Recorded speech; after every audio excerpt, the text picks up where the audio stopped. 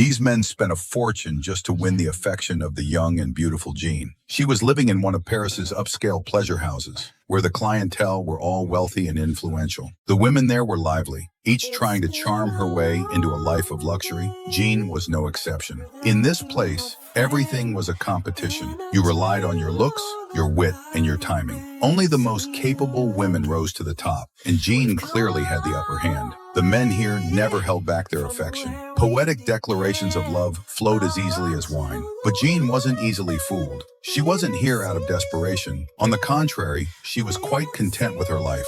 In this world, she felt a sense of worth, a sense of power. She never thought about changing it. If nothing unexpected happened, she would likely spend the rest of her life here. But fate had other plans. France's charming and restless King Louis XV had grown tired of the women at Versailles. To please him, a royal minister came looking for a new face, someone fresh and captivating. Jean caught his eye. Any other woman might have been thrilled by the chance to become the king's favorite, but Jean wasn't so eager. She was used to this life, this rhythm, this freedom. The idea of change frightened her. The minister didn't give up. He told her this was a rare chance to rise above her station. Jean stared at the coin in her hand, its gold face stamped with the king's profile. She didn't say yes. She didn't say no. She just didn't seem to care all that much. When she had free time, she liked reading romance novels, a habit that irritated a man who relied on her for money and status. Jealous and bitter, he took out his resentment with violence. Jenny has become Count de Bally's nominal wife. The king even arranged for her to receive special training in French court etiquette. Once everything was in place, Jean was officially given a new title and identity. But behind the formalities, the nobility still refused to accept her. Despite her new name and status, in their eyes, she was still just a former courtesan. Yet Louis XV didn't care, suddenly became a powerful countess. Jenny, he likes women, and the final official mistress of the Bourbon monarchy. The way the king looked at her was filled with unmistakable affection. His favoritism toward Jean was obvious to everyone at court, but the king's daughters couldn't stand it.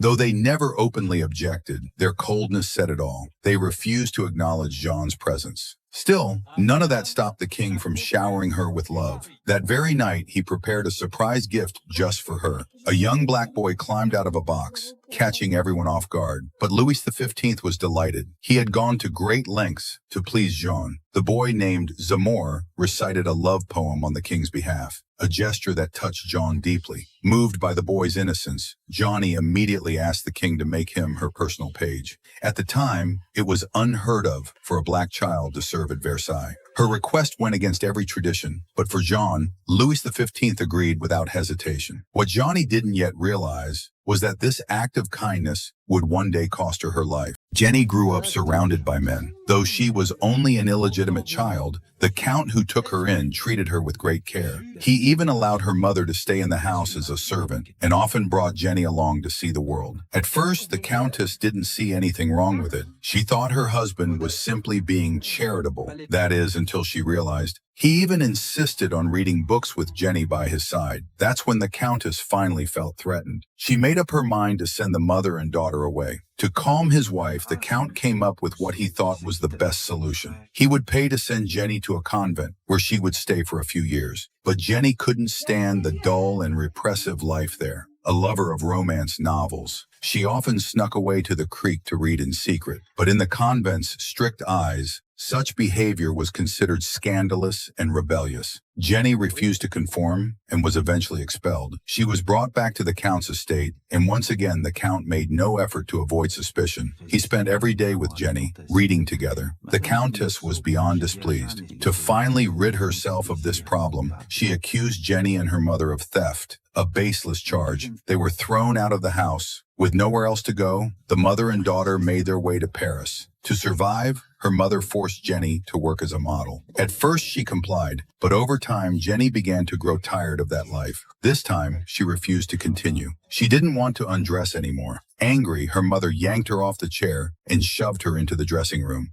Jeannie was brought to Versailles for the first time, and just by showing a few teeth in her smile, she caught the eye of the King of France. The public was buzzing with gossip. After all, the woman who had won the king's favor was a well-known courtesan from the world of pleasure. So many noble women dreamed of setting foot in Versailles, yet it all fell so easily into Jeannie's lap. The news sent shockwaves through the palace. But catching the king's attention was only the beginning. To serve him up close, Jeannie had to pass a series of strict inspections. The royal physician oversaw everything carefully, ensuring the king's health and safety. When all results came back clean, Jeannie was finally granted permission. It was her first time meeting the king in such an intimate setting. Yet Jeannie wasn't nervous at all. In fact, she was trying to suppress her laughter. Louis XV didn't mind her boldness. On the contrary, he found it refreshing. He even thought her open obsession with wealth made her all the more charming. As the atmosphere between them grew more flirtatious, Jeannie let down her beautiful hair and slowly walked over to the king. That night, Louis XV fell in love with her. The next morning, he returned to his chambers to prepare for the nobleman's formal wake-up ritual. Jeannie, meanwhile, was placed in the room next door. It turned out Louis XV wanted her to observe his daily life through a two-way mirror. Once the bed curtains were drawn back, nobles began to enter his room in an orderly fashion. Jeannie watched, fascinated. What should have been a simple morning routine was turned into a grand ceremonial affair. Even more bizarre, the palace nobles came at the same time every day to witness the king waking up. To Jeannie, this strange blend of privacy and spectacle was completely beyond comprehension. Louis XV came to see Jenny, bringing her a diamond necklace worth a fortune.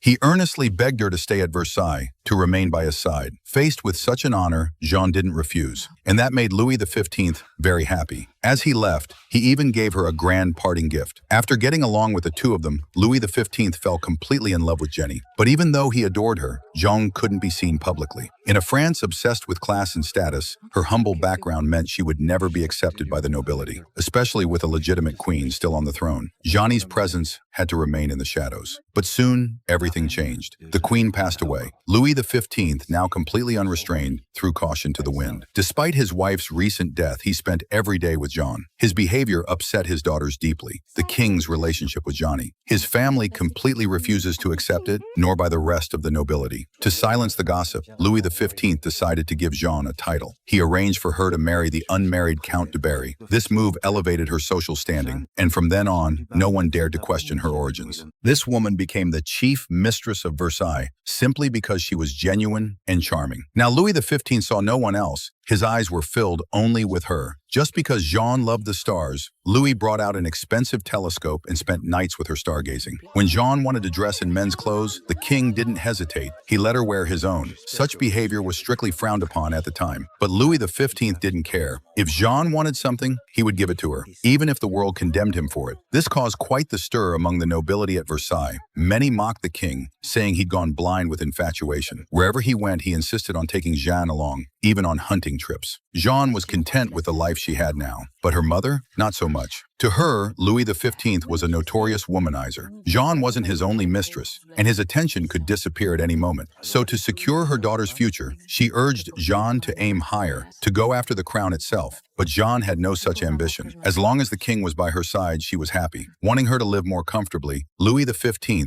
even had a special palace built just for her. That palace would later become Queen Marie Antoinette's favorite residence, the Petit Trianon.